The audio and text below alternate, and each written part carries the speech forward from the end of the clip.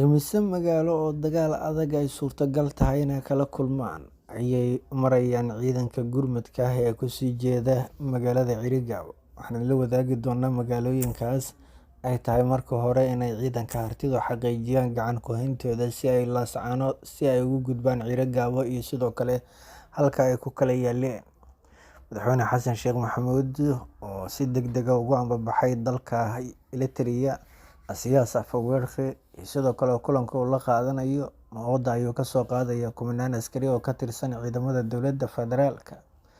Madaxweyne Erdogan waxa uu kusoo wajahan yahay magaalada Muqdisho xilli uu sii kululaanayo dagaalka u dhexeeya dowladda federaalka iyo kooxaha hubeysan, kuwaasoo laga cabsi qabo inay koobiyeeyaan isla markaana midafteeyaan qaabka loo fuliyay weerarkii ka dhacay marinka Gaza. Wararka ugu dambeeyay duqeymaha saaka dhacay iyo sidoo kale tirada goobaha la bartilmaameedsaday iyo cidda mas'uuliyadda sheegatay ayaan idiin soo gudbin doonaa iyo fariinta Mareykanka waxa ay ka bedelayso caalamka. Dambaalka wararka falowgara qaybta hoosena aragtidaada nagu raab. Aan ku bilowna marka hore xoogagga Harti ee gurmadka ugu ambabaxay magaalada Cerigao ee xarunta gobolka Sanaag ayaa waxay ku qasban yihiin inay qabsadaan in ka badan 7 magaalo oo muhiim ah, kuwaas oo ay tahay in ay gacanta ku dhigaan si ay ugu gudbaan deegaanada fog ee markan u baahan in si rasmi ah gacanta loogu dhigo. Laba jiho ayay ka dhaqaaqayaan ciidamada gurmadka ahi, waxaana qorshuhu uu yahay in ay marka hore tagaan in ay dhanka Laas Qoray ay ka qaadaan howlgal isla markaana ay qabsadaan magaalada lagu magacaabo Shidan. Sidoo kale dhinaca badhan ciidanka ka dhaqaaqa waxay ku qasban yihiin inay gacanta ku dhigaan Dadable oo ka tirsan isla gobolka Sanaag oo ay tahay inay marka hore xaqiijiyaan. Ciidanka Bogois ka dhaqaajiyay oo sii mara Fiqi-Fuliyana waxay cagta marin doonaan marka hore Ardaa ilaa sidoo kale ay sii maraan Madare, Doobe iyo sidoo kale ilaa ay kaga sii gudbaan dhinaca Dababshe oo ah halka ay ciidanka kale ee ka imaanaya dhanka Dhabbad ama dhanka badhan ay fariisanayaan si ay cudud iskugu geeyaan. Waxaase ku wajahan dhowr col oo ka imaanaya marka laga soo tago magaalooyinkaasi dhanka Ceelaf Weyn iyo sidoo kale magaalooyin kale oo ka tirsan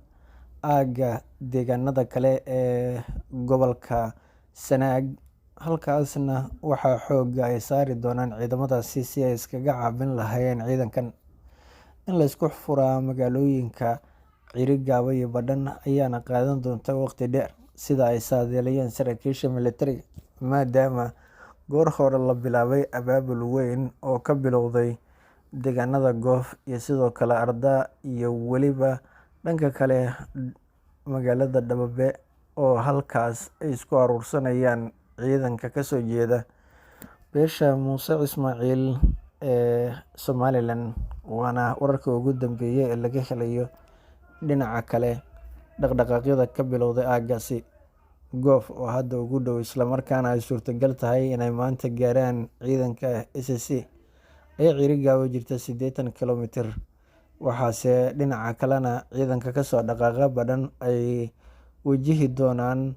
magaalada lagu magacaabo Shide oo 90 kilomitir ayana u jirta dhanka magaalada Cerigao, waxayna sidoo kale suurtagal ah in 90kaas kilomitir ay waqti dheer ku qaadato maadaama dadka deegaanku abaabul xooggan ay bilaabeen goor hore. Madaxweynaha dalka Turkiga Rajab Tayyip Erdogan ayaa kusoo wajahan Soomaaliya isagoo weliba ka degaya magaalada Muqdisho, waxaana socdaalkiisan uu ku soo aaday xilli uu sii xumaanayo xaaladda dagaal ee ka jirta Soomaaliya isla markaana ay muuqdaan tillaabooyin dowladda federaalku ay ka gaabisay oo ka jira waddanka.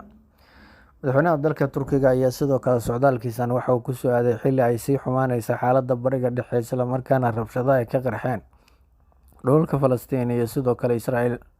Wararkii ugu dambeeyay ee laga helay madaxtooyada Soomaaliya ayaa xaqiijinaya in madaxweynaha dalka Turkiga uu socdaal ku marayo bariga Afrika, gaar ahaan wadamada Kenya iyo sidoo kale Soomaaliya iyo Itoobiya si uu u xaqiijiyo saaxiibtinimada dalalka gobolka Itoobiya kala dhexeysa. Waana mid ku wajahan siyaasadda bariga Afrika ee dalka Turkigu uu ka leeyahay qaaraddan. Saddexda dowladood ee saaran Bariga Afrika ayuuna doonayaa in uu si gaar ah ula kulmo madaxdooda. Madaxweyne Erdogan ayaana ku soo aaday xilli ay xaalad adag ka jirto Soomaaliya, isla markaana muddo bilaa uu ka socday dagaal adag oo madaxweyne Xasan Sheekh Maxamuud uu fadhiyay magaalada Dhuuso-Mareeb, balse natiijo la'aan isagoo ah uu iskaga holeelay dalka Eritrea, halkaas oo la filayo inuu ka soo rujiyo cutub ciidan ah oo ka qayb qaata dagaalada, iyadoo weliba aan la haynin maareyn dowladda federaalku ay u sameysay ciidankii hore ee tababarka ugu soo qaatay dalka Eritrea, kuwaas oo noqday wax ku dhintay dagaalada, wax dhaawacmay iyo sidoo kale qaybo ciidanka lagu kala daray. Warar soo ifbaxaya ayaa muujinaya in dowladda Eritrea aynan ku qanacsanayn qaabka ay wax u maareysay, halka ay sugaysay in ciidankii hore oo yeesha fadhiyo iyo sidoo kale isku duubni, isgaarsiin iyo talisyo gaar ah ay ka sii jiraan waddanka, isla markaana ay ka dagaalamaan. Balse madaxweyne Xasan Sheekh Maxamuud ayaa u muuqda in ciidankaasi ay hoostiisa ka baxeen, oo sidoo kale ay jiraan dhibaatooyin kale oo ay la kulmeen markii ay soo galeen dalka gudihiisa. Dhalinyarada muddada 4 sano ku dhow tababarada ku qaadanayay waddanka Eritrea. Dhinaca kalena, warar soo ifbaxaya ayaa waxay tilmaamayaan in madaxweyne Xasan uu la kulmayo hogaamiyaha dalka Eritrea Siyaas Afwerki, kaas oo wajahaya cadaadis kaga imaanaya dowladda Soomaaliya ay saaxiibada yihiin ee Itoobiya, waxaana suurtagal ah inuu ku xiro shuruudo ciidankaasi in tababarka uu u soo xiro iyo sidoo kale in loo diro dalkoodii, iyo weliba in dowladda Eritrea ay sii wado tababarada ciidanka qalabka sida ee Soomaaliya. Mar qura ayay dowladda Eritrea sheegtay in ay Soomaaliya u tababartay 10,000 oo askari oo ka tirsan ciidamada, waxaana la filayaa in madaxweyne Xasan Sheekh Maxamuud dabaaldega ciidankaasi uu soo qaado, isla markaana uu ku shubo dabka ka shidan qaybo ka tirsan koonfurta ee bartamaha Soomaaliya. Dhinaca kale, arrintan ayaa ku soo aaday waqti xasaasi ah, isla markaana culaysyo xooggan ay ka jiraan dhinaca militariga, iyadoo weliba magaalooyin ka badan 13 goobood oo ciidanka militarigu ay qabsadeen, isla markaana kiiloomitiro badan isku jira, ay dhowaan iskaga soo baxeen kadib markii ay dhacday maamul xumo iyo sidoo kale wajahid la'aan iyo istiraatiijiyadda dagaalku aan fadhin. Dhinaca kalena, kooxaha ka dagaalamaya Soomaaliya ayaa waxaa laga cabsi qabaa inay koobiyaan nidaamkii loo fuliyay weerarkii lagu qaaday magaalada ama qaybo ka tirsan dhulka daanta galbeed ee marinka Gaza, sida loo sameeyay mootooyinka 3 lugoodka ah ee barashuutka watay iyo sidoo kale qaabka loo casriyeeyay weerarkaasina waxay ka mid yihiin khataraha waaweyn ee casharkooda ay baranayaan kooxuhu. Maalmaha soo aadan, waxaa suurtagal ah in kooxuhu ay diyaariyaan mootooyin badan oo ay ka qaataan meelo kala duwan, isla markaana ay u yeelaan baallo iyo weliba baarashuudyo si ay korka kaga soo degaan xarumaha sida gaarka loo ilaaliyo, sida xarunta madaxtooyada iyo xarumaha dowladda, iyo weliba dhinaca kale dhanka baarlamaanka oo ay suurtagal tahay in kooxo ay gudaha u galaan, iyo weliba xerada Xalane. Waxaana arrintaasi laga soo saaray feejignaan degdeg ah oo ku aadan in laga feejignaado khatarta ka imaan karta Bariga Dhexe, halkaas oo la filayo in kooxo badan oo jihaad ogayaal ah ay ka soo ruqansadaan oo ay ku biiraan Soomaaliya iyagoo soo maraya dhinaca xeebaha. Dagaalka u dhexeeya kooxda Falastiiniyiinta iyo weliba sidoo kale Israa'iil ayaa sii xoogeysanaya, iyadoo maanta ay dhinaca kale kooxda Xamaas ay sheegatay duqeymo lagu qaaday saldhigyada ciidanka Israa'iil subaxnimadii hore,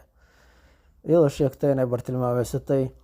goobo mucayin ah, isla markaana ay deganaayeen ciidankaasi oo iskugu jiray talisyo waaweyn iyo sidoo kale qalabka isgaarsiinta goobaha ay ku leeyihiin ciidamadaasi. Fariisimada ayay duqeysay ay sidoo kale sheegtay inay ahaayeen kuwo guud ahaanba dhulka la mariyay oo la burburiyay, isla markaana laga takhalusay. Arrintan ayaana ku soo aaday xilli ay taasi dhiirigelin u noqonayso kooxaha hubeysan oo dib u qabsashadii dalka Afghanistan ee kooxda Taliban, iyo sidoo kale weerarkan ay qaaday kooxdan oo Mareykanku uu ku tilmaamay inuu yahay mid aan la aqbali karin, ayaa waxaa intaasi ku sii darayaan, isla markaana ay xaqiijinayaan inay jiraan tillaabooyin gaar ah oo dowladda Mareykanka ay dhankeeda qaadayso, kuna aadan in taakulo cir iyo dhul ah lala gaaro dhulkaas iyo sidoo kale shacabka Israa'iil si looga hortago khatar walba oo kusoo wajahan, iyadoo weliba arrintan ay tahay fariin adag oo ku socota kooxaha ka dagaalamaya Bariga Dhexe. Dowladaha Qatar, Turkiga iyo sidoo kale wadamo kale iyo Iiraan ayaa isha lagu hayaa go'aanada ay qaadan karaan. Dhambalka wararka Falogare qaybta hoosan aragtida noogu reeb. Nabadgelyo.